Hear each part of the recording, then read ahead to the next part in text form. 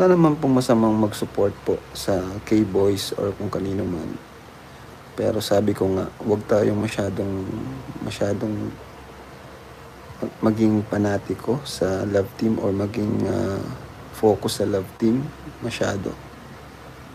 Kumbaga, ang tinutukoy ko yung mga sponsor, no? Yung mga sponsors na sobrang masyadong sa love team. Mas mahal na nila yung love team kumpara sa Kalingap. Ayaw na nating maulit yun. Actually, Mount Chun, meron pong issue mga Kalingap. Hindi po natin pwedeng baliwalain yan kasi alam nyo na nangyari na yan before, diba? Nangyari na yan before sa... Sabi ni Kuya JP, ano, mapunta na ba si Beyonce dito? Sabi ko, sabay mo na eh.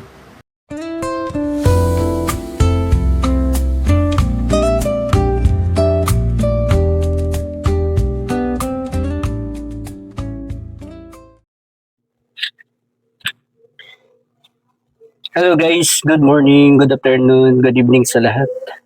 Welcome to my YouTube channel, Roselski TV. Andito tayo para mag-vlog po ulit At re-reactionan po natin ang naging live ni Kalinga Prab kagabi. Na ang topic niya ay yung mga toxic na nakakaapekto na sa mga love team. Guys? At bago po tayo magsimula, pakisuportahan po muna ang ama ng Kalingap, Kuya Val Santos Matubang, at Edna Vlogs at Kalingap Prab. At ito po, start na po tayo. Title natin guys, always remember na bawal po ang toxic sa ating tahanan. Kasi ayun na naman po, medyo nagiging toxic na naman. Kumbaga, tawag dyan, lahat ng sinasabi ay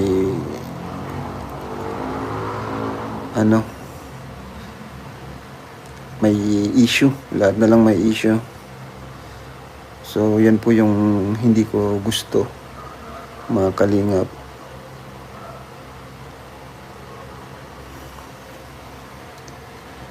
Kasi ang pangit talaga. At ayun guys, yung naging pahayag ni Kalinga Prab tungkol sa toxic Dahil ayaw niya talaga na mayroong toxic sa Kalingap sa tahanan ng Kalingap. Pero merong isang nag-comment doon na wala daw namang issue. At ito, pakinggan po natin ang naging sagot ni Kalinga Prab. Ayoko na pong maulit yung dati. Diba? Alam niyo naman mga Kalingap yung mga nangyari sa atin. Ayaw na nating maulit yun. Actually, Mount Chun, meron pong issue mga Kalingap. Hindi po natin pwedeng baliwalain yan kasi alam nyo na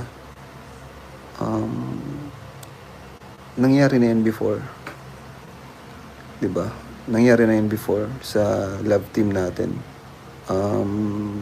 Kilala ko si Papa Joms and grabe yung respect namin sa isa't isa ni Papa Joms. Sobrang close kami and best friend talaga kami ni Papa Joms. And naniniwala ako na hindi mangyayari yung, hindi maulit yung dati na nagkaroon ng partition sa dalawang yung isang love team, parang ganun. Naniniwala ako na hindi mangyayari yun kasi kami ni Papa Joms ay kami niyan, talagang sobrang magkalapit kami sa isa't isa. Kaya although 100% tayong kampante na hindi na maulit yung nangyari before, ang pangit kasi kapag nagiging toxic na naman po yung community natin.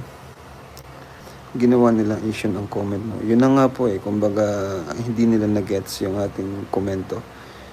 Ang komento ko po ay para po yun sa lahat. At ayun guys, talagang sinabi ni Kalingap Rab na meron talagang issue, lalong-lalo na dito sa Jumcar. At nilinaw niya rin dito yung kanyang komento na kumalat sa social media, at may nagsasabi pa nga dati na may nag-post na ang Kalingap daw ay hindi nang hihigit daw pababa ng taong tawag dito, taong umaangat ay hinihigit ng Kalingap pababa. Yun ang post niya. Iyon ay hindi nila maunawaan yung sinabi ni Kalingap Rab doon na yun ay para sa lahat, guys, di ba? Tungkol naman po ito sa mga sponsor. Ito po ang sabi ni Kalingap Rab, yung mga sponsor na tutok sa love team. Ito po ang nasabi ni Kalingap Rab. Wala naman pong masamang mag-support po sa K-Boys or kung kanino man. Pero sabi ko nga, huwag tayong masyadong maging panatiko sa love team or maging focus sa love team masyado. Kumbaga, ang tinutukoy ko yung mga sponsor, yung mga sponsors na sobrang masyadong sa love team. Mas mahal na nila yung love team kumpara sa Kalingap. Kasi what if maulit yung sa Danjoy, di ba, na naghiwalay yung dalawa. Ako po ay nagiging lang kasi na-experience na po natin, di ba, na-experience na natin before. And sa pagiging masyadong fanatic po kasi minsan nasusobrahan na rin po kasi bawat galaw, bawat kibo may issue. Kaya na lang po ni Papa Joms, di ba? Bawat galaw niya may issue, bawat kibo may issue. Kasi sa sobrang pagiging panatiko natin. Kaya ko sinabi na huwag tayong masyadong mag-focus sa kumbaga, enjoyin lang natin yung vlog. And sabi ko nga, ginawa natin yung serye para sa ating beneficiaries. Ay Carla, Biancy, and kung hanggang dulo ay maging sila man, na po yun, bonus na lang po sa atin yun, di ba? Yun po ang ibig kong sabihin doon. Kasi pag naging kagaya nung sa Danjoy, kumbaga masyado tayong na-attach dun sa Danjoy, then ang nangyari, naghiwalay. Ngayon, sumabog. Nabash si Dan. Yun po yung ibig kong sabihin. Ako po ay advance lang po akong... Guys, yung nasabi ni Kalingap Rab sa mga sponsor na talagang todo support sa mga love team, guys. At ang gusto lang naman ni Kalingap Rab doon ay wag masyado maging fanatic ng love team, takot na si Kalingap Rab na mangyari pa yung nangyari dati sa isang love team, at yun ay yung Danjoy, na ayaw naman niya na maghiwalay itong Jumcar. Kaya lang talagang wag pakaasahan, wag masyado umasa, diba guys? Kasi hindi natin alam yung susunod na panahon na mangyayari, diba guys? Matagal-tagal pa ang aantayin ng bawat isa, guys, di ba? At ito guys, merong isang comment doon na nabasa si Kalingap Rab, parang toxic yung pagkaka-comment niya. Ito po ang naging sagot ni Kalingap Rab. Habulin niyo muna ang record ng Jumcar bago kayo magsabi na toxic ang Jumcar. Yan na nga po, mga ganyang comment. Toxic po yung ganyang comment. Hindi naman po dito nagpapaligsahan eh. Yan yung ibig kong sabihin na nagiging toxic na po talaga. Hindi gaya before. Hindi gaya dati. Dati okay pa eh. Ang saya pa namin. Hindi pa ganito na. Ewan ko ba kung anong nangyari. no? Barado siya kay Kalinga Prab, ano? At yung mga ganun talaga na comment ay talagang toxic yun, ano? Parang sinasabi ba niya na talagang napakagaling ng Jomcar, ano? At ayaw niyang masabihan na toxic. At sinabi niya yun na nag-comment siya na lampasan muna ang Jomcar sa mga nagawa bago sabihin toxic, ano? Grabe naman yung comment na yun, ano. Yun parang pinatunayan lang niya talagang toxic ang ibang fans ng Jomcar, ano. Hanggang sa umabot tayo sa pagre-real talk ni Kalinga Prab, ano. Meron siyang na-real talk dito. Ito po, panoorin po natin. Sa totoo lang po, sa ngayon, ito po, real talk lang po. Yung Jomcar po talaga, hindi lahat, pero hindi lahat ng supporters and hindi rin lahat ng sponsors. Pero sa Jomcar po talaga, napakaraming toxic na ngayon. Ano po, hindi gaya dun sa EDC, sa ibang love team, hindi naman po ganyan ka-toxic. Ako po ay nagsasabi lang po ako ng dito bilang awareness po sa inyo, especially sa mga Jomcar supporters. Kasi toxic na po talaga. Kasi sa iba hindi naman po ganun eh. No? Sa ibang tandem or love team natin. Tapos may mga grupo pa, may mga fan. Di ko alam kung sa kanila din po yun, yung mga fan page ba yun? Di ko alam kung sinong gumawa nun eh. Na Jomcar din, may mga anonymous pa. Napaka-toxic na po talaga. No? Yan po ay observation ko. Baka isipin nyo na naman po ay ano ko na naman, kumbaga meron naman tayong ibang ibig sabihin doon. Yan po ay observation ko bilang content creator at naghahawak ng Jomcar. Minsan may mapansin lang po kayo sa galawan nila, bibigyan nyo na po ng meaning. At ayun guys, ano, talagang siguro hindi tatagal na talagang may kakalat na mga sabi-sabi dyan na talagang sasabihin na naman kay Kalinga Prab na may paborito sa love team, ano. Para nga sasabihin nila na bakit Jomcar lang ang sinasabihan ni Kalinga Prab ng ganun, ano. Pero guys, ano, dapat malinaw na para sa lahat na rin ito, ano, guys. At ayun, ano, dahil sa mga toxic na katulad nito, na mga tulad ng nag-message kanina dito, ano, nag-comment, ay kapag hindi pala ito tumigil, ano, itong pagka-toxic ng mga fans na ito at saka ng mga ibang sponsor ay talagang nagpaplano na itong si Kalinga Prab, ano. Ito po, panoorin po natin. Pahingahin mo na lang ang Jomcar para ma-stop ng bashing. Kawawa naman yung mga senior.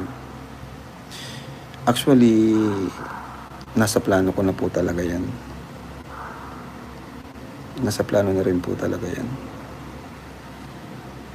So, di natin alam kung kailan or kung last episode na ba yung 100. Hindi natin alam. Pero, mga ganyang naisip ko na rin po yan. Jomcar and EDC, Kalinga Prab, baka pwede isip. Hindi po, ang EDC, hindi pa siya ganun ka-toxic. Sa totoo lang.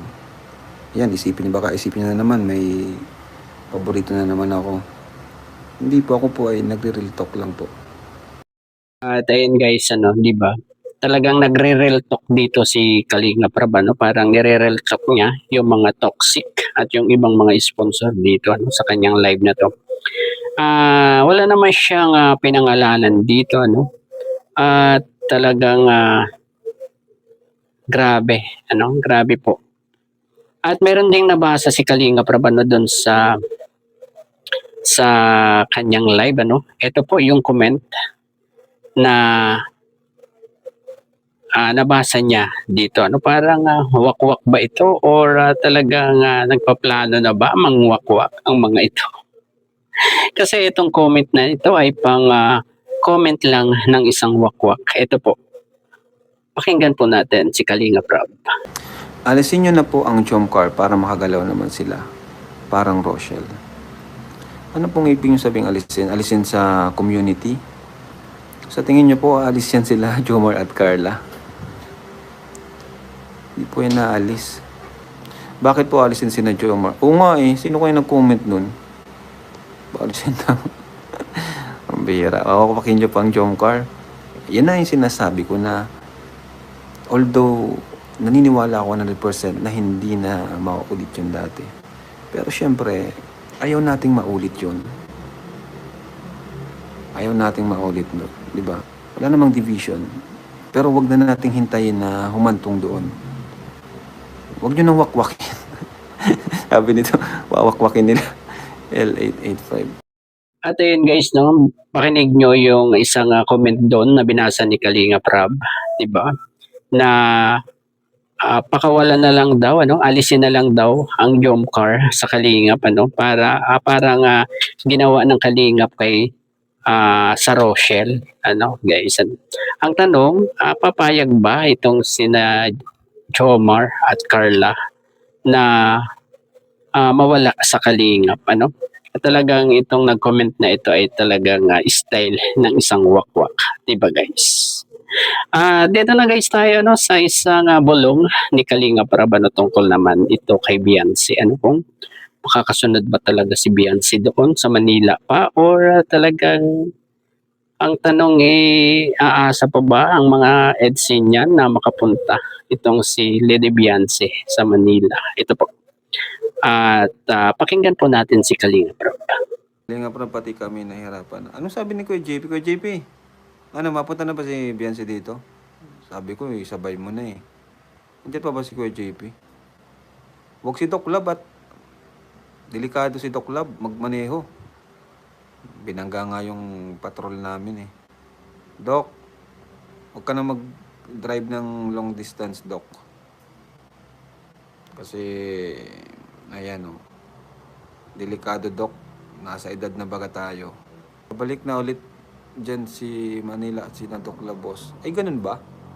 O isama na nila si Beyonce. Kaso dapat dahan-dahan lang sa pagmaneho. Kasi kinakabahan ako kay Doc pag nagdadrive eh. Si Red Saint po mag-drive daw po. Sus, totoo ba?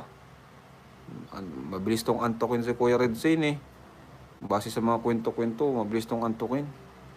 Siyempre, inaalagaan ko iniingatan natin ang beneficiaries natin.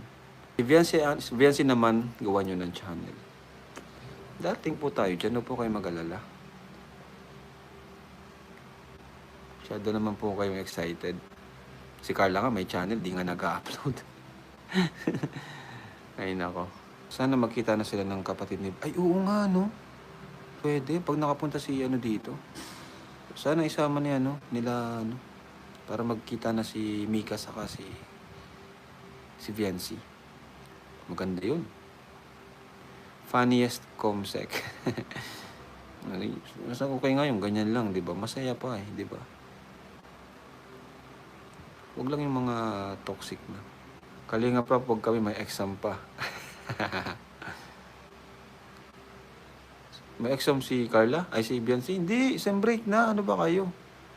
Sem break na ni Beyonce. Ba't di nyo alam? Kala ko ba kayo? Joke lang po. Sem break na nun. Ayun, binigyan pa rin Kalinga Prab ng konting pag-asa, mga EDSA niyan, na makasunod si Lady Beyonce sa Manila. Kaya lang talagang mayroon pa rin nagko-comment doon na may exam pa daw si Lady Beyonce. Pero sabi ni Kalinga Prab naman, nakabakasyon na raw si Beyonce. At sem break na daw itong si Lady Beyonce. At sana nga makasunod si Lady Beyonce sa Manila. Siguro ang maghahatid dyan ay kung hindi si Doc Love ay talagang si Kuya JP na rin. Talagang uutosan niya ni Kalinga Prab para ihatid doon si Lady Beyonce kung talagang papasunurin ano. At nabanggit pa dito na gusto niyang i-vlog ano yung pagkikita ni Lady Biancy at ng kapatid ni Kalingap Edu sa Manila. Ano, sabi nga ni Kalingap Rab, masaya daw yun ano kung mangyayari, 'di ba? Ayun siguro sa mga toxic na mga fans at ibang mga sponsor ano, sana ay napanood nyo yung live ni Kalingap Rab ano para malaman nyo kung ano itong saloobin ni Kalingap Rab para sa inyo guys ano. At kung mahal nyo ang Jomcar or ibang love team ay dapat iwasan nating maging toxic ano guys. At yan ang kaayaw-ayawan talaga ni Kalingap Rab sa kanyang channel, yung mga toxic sa community na rin ng Kalingap. Ano po? Ayun siguro hanggang dito na lamang po ang ating konting pagre-reaction dito sa naging live ni Kalingap Rab kagabi. Ano po? Hanggang dito na lamang po. Bye-bye. God bless po sa lahat. Peace.